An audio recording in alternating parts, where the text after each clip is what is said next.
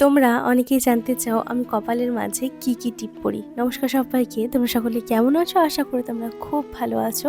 আমি ঈশ্বরের কৃপায় খুব ভালো আছি। কপালের মাঝে টিপ পরা বা তিলক লাগানো শুধুমাত্র যে একটা ধর্মীয় রীতি তা কিন্তু নয়। টিপ পরা বা তিলক লাগানোর মাধ্যমে মনোসংযোগ বৃদ্ধি হয়, ভ্রুর মাঝখানে থাকা আজ্ঞাচক্র উদ্দীপিত হয়, যা একাগ্রতা এবং মানসিক শক্তি বাড়াতে সাহায্য করে।